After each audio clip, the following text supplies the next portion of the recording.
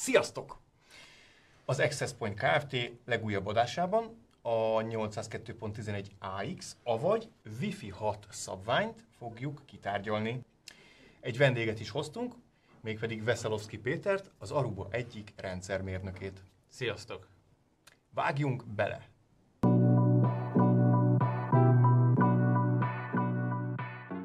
.11ax. Megjelent emlékeim szerint tavaly néhány Aruba AP, ami az AXS szabványt támogatja, de akkor még ugye nem volt certifikált AP, mivel hogy a certifikációk a Wi-Fi Alliance-nél csak ősszel kezdődtek, amit januárban kapott meg a Arubának az 500-as szériája. Tehát vannak AP-ink. Na de mégis, miben hoz nekünk újat az új AP, tehát az AX szabvány?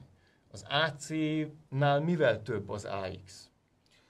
Az AC ugye az 5 GHz-es frekvenciára fókuszált elsősorban, a 2.4-es az megmaradt az NS technológiánál, és az AX az ezt hivatott átdolgozni, újra gondolni, így már bevonták a szárnyai alá a 2.4-es csatornát is, illetve az 5 GHz-en is további optimalizálásokat végeztek el.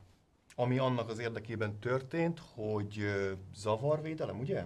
Igen, ugye a high density környezetekbe a sűrűn lerakott access pointok előbb-utóbb elkezdték egymást zavarni, és erre dolgoztak ki különböző új eljárásokat, algoritmusokat, hogy ezt optimalizálni tudják. Így van. Ezt tehát nyilván később kifejtjük. Igen.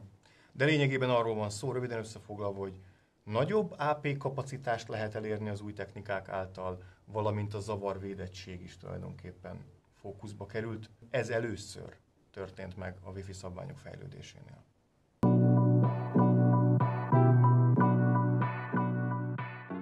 Feature-ök. Download Multi-User MIMO vagy Download MuMIMO. Ezt bővenben fejtsd ki, kérlek. A Download Multi-User MIMO az AC-s 5 GHz-es technológiában mutatkozott meg először. Ugye ez miről szól? Egy időben több klienssel szeretnénk kommunikálni, ezáltal gyorsítani ezt a kommunikációt és optimalizálni a felhasználást. Most ezzel mi volt a probléma? Az, hogy kliens oldalon ez nem volt egy elvárt funkcionalitás, ezáltal hiába tudta az access pointunk 5 GHz-en ezt a funkciót, kliens oldal nem tudta kihasználni ezt. Tehát ahhoz, hogy megkapja az AIK vagy az AC Wave 2 certet egy telefon, ahhoz nem kellett ezt tudnia. Így van, így van. Hát meg ugye a klienseknek még akkoriban nagyon sok része volt, amit főleg az IoT eszközök az inkább 2.4-en kommunikált, ezért az airtime-ot ezek elvitték, nem tudták kihasználni. Na de a lényeg, hogy itt akkor az AX-ben már ez egy mandatory feature lesz, tehát kliens oldalon is kötelező lesz támogatni, különben nincsen AX cert. Akkor van egy másik, ami viszont a Wave 2 AC-ban nem volt, az pedig az Upload Multi-User MIMO. Igen, beszélgetések voltak arról, meg tervben volt, hogy ezt implementálni fogják, de végül nem implementálták. Viszont már az AX-nél, mint opcionális feature Wave 1-ben ez megjelent.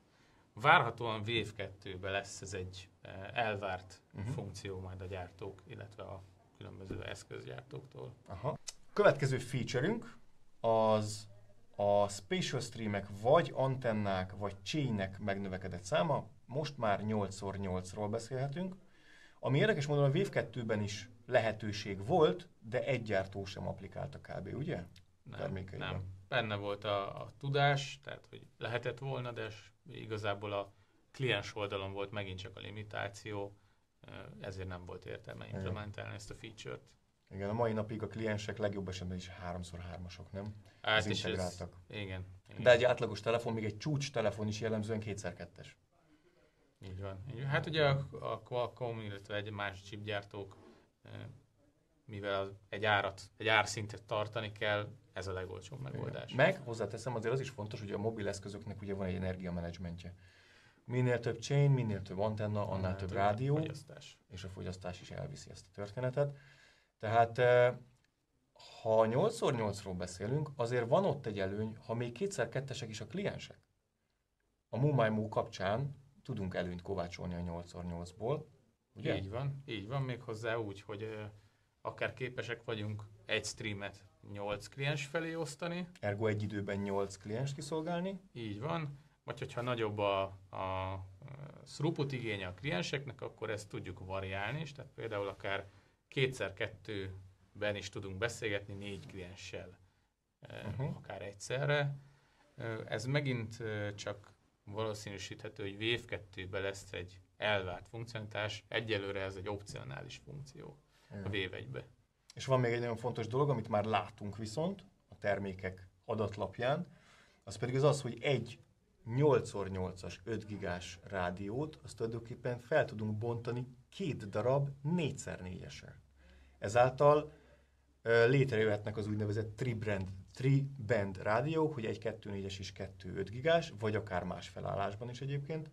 De a lényeg, hogy meg tudjuk tenni, hogy allokálunk 80 MHz-et a sávunk adott pontján, és ugyanazzal a rádióval egy másik ponton is lefedünk, és így a támogatott kliensekkel talán egy jobb, egy masszívabb lefedettséget tudunk megvalósítani. Így van.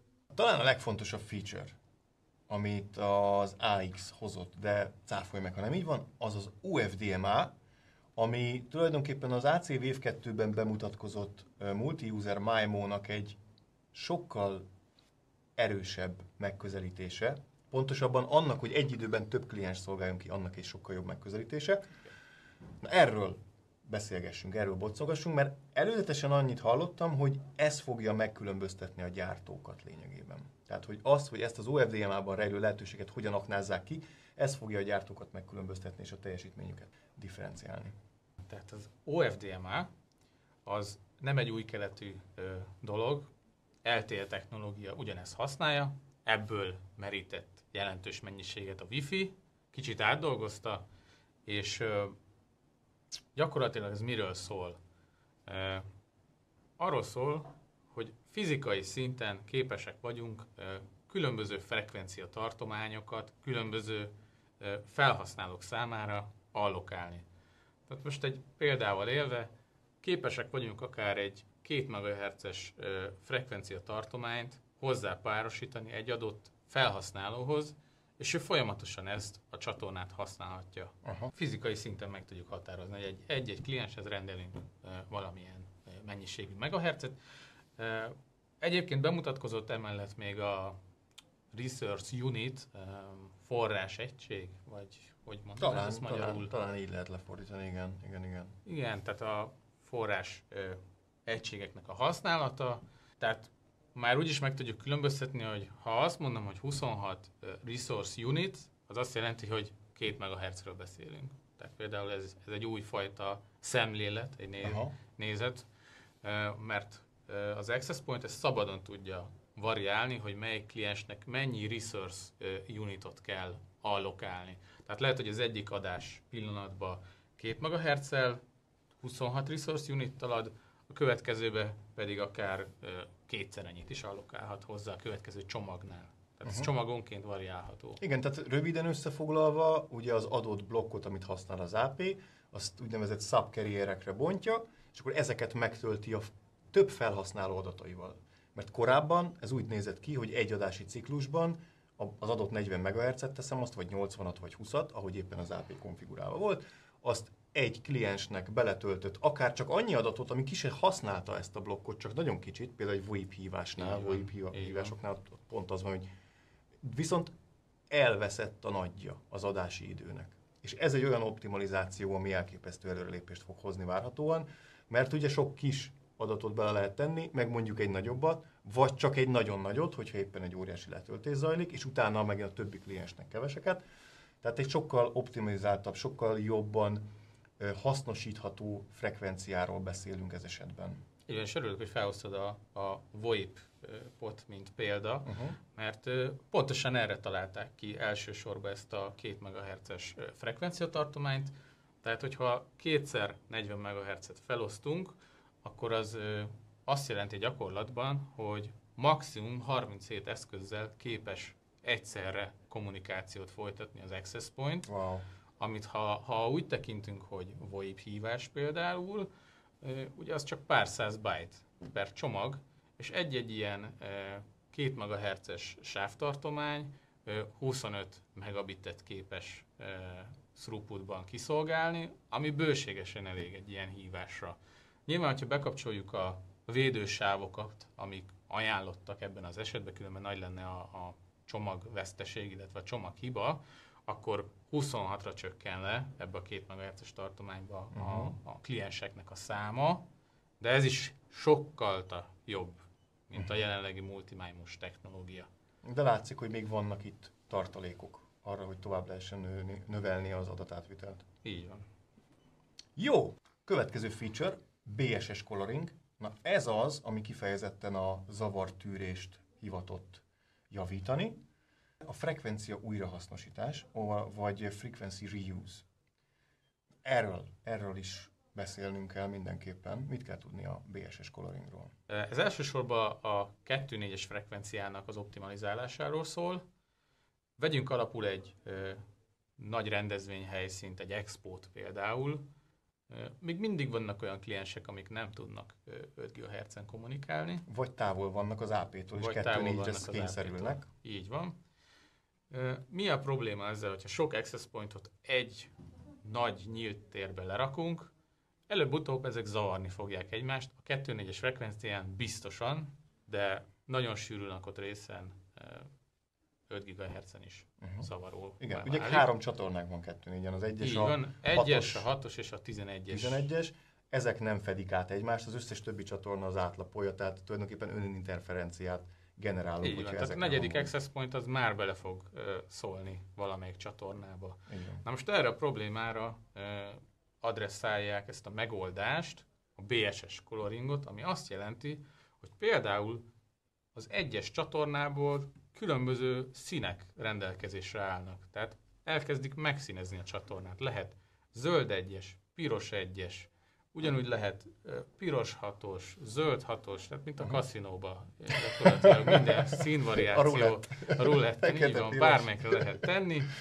És ezeket a kompatibilis kliensek képesek megérteni, feldolgozni, és képes azt kielemezni belőle, hogy én csak a zöld 1-esre figyelek, ha a piros 1-estől kapok csomagot, meg se nézem, tehát a megcím ellenőrzés sem történik meg, eldobja a csomagot azonnal, ezáltal CPU-t spórolhatunk a mobil eszközökön is például. Így van, és fókuszálhat arra a kliens, hogy a megfelelő színű AP-tól kapja meg a jelet, és így később lépünk abba a fázisba megint a kliensnél, hogy zavart észleltem, akkor most várok véletlenszerű ideig, és utána megint kérdezek, hogy adhatok-e.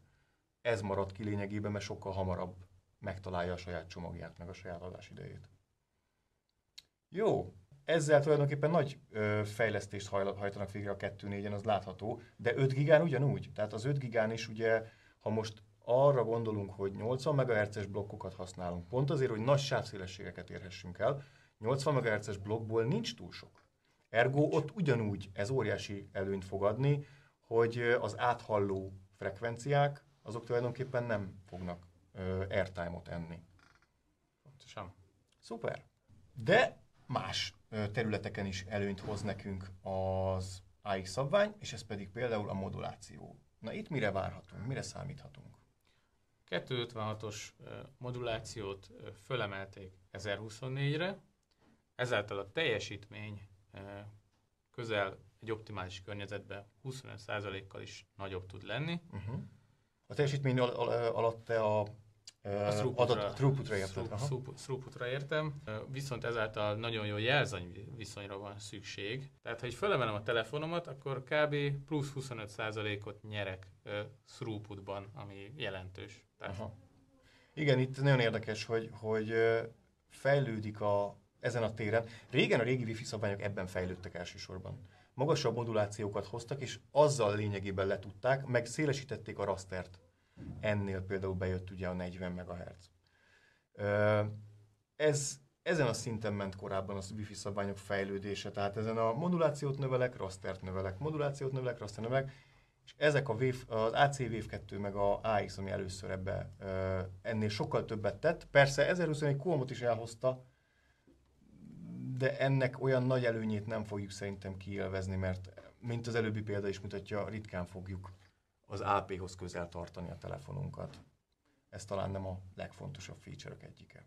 És van egy utolsó feature-ünk, ami nagyon érdekes, de nem a klasszikus Wi-Fi felhasználás szemszögéből, ez pedig a Target Wake Up Time, aminek legjobban az IoT eszközeink örülhetnek majd. De miről is szól ez? Hát eddig úgy nézett ki a wireless kommunikáció, hogy amikor az adott kliens akart beszélni, akkor ő megkérdezte az access pointot, hogy most adhatok-e, most adhatok-e, most adhatok-e, és az AP-nak erre mindig válaszolni kellett, hogy nem. Tehát ez mind plusz terhelés volt az access point számára. Most viszont ez változik az új szabvánnyal. Az access point képes megmondani megint csak fontos kiemelni a vele kompatibilis kliensekkel, hogy te pontosan melyik időpillanatban adhatsz vagy vehetsz. Ezáltal a kliensünk is el tud menni egy ilyen alvó állapot irányába. Ezzel aksit spórolunk, illetve a hálózatról ismét terhelést veszünk le ezáltal. Amíg eddig az AP-nk az tulajdonképpen ki tudja szolgálni a nagy sávszélességigényű klienseket. Így van. Jó, azt hiszem a végére értünk a key feature-öknek, amit az AX hoz. Összegezzük.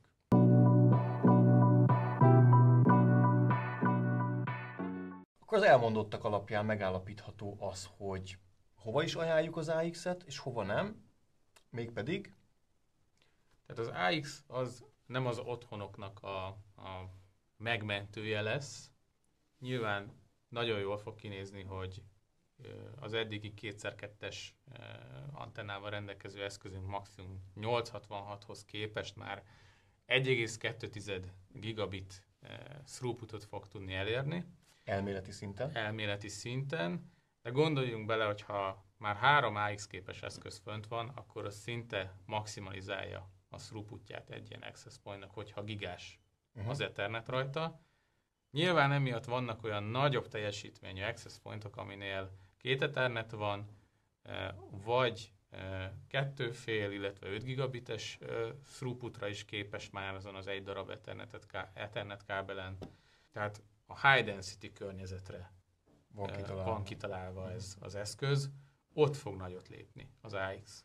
Igen. Tehát, hogy nagyon sok klienst egy AP-ra rálógatunk, ott óriási különbség lesz Wave 2-höz, vagy pláne enhez képest. Otthon esetleg az lehet majd egy izgalmas dolog, hogyha eljutunk arra a jövőbeli állapotba, hogy tényleg, amint ugye a kutatások most azt mutatják, hogy minden otthonban 100 pluszos IoT eszköz lesz, akkor ezzel a szabvánnyal egyáltalán ez lehetővé válik, amennyiben persze ezt Wi-Fi-n szeretnénk abszolválni, ezeknek a kapcsolatát. Azért van jó pár alternatíva, amik erre valóak, de ha Wi-Fi-n, akkor tulajdonképpen ez a szabvány ezt lehetővé teszi, amíg a korábbi nem, de elsősorban stadionok, mint ahogy mondtad is, expók és 100 kliens per AP fölött hozza meg az előnyt elsősorban. Brutális throughputok érhetőek el már egy AP esetén is. De az AP-n.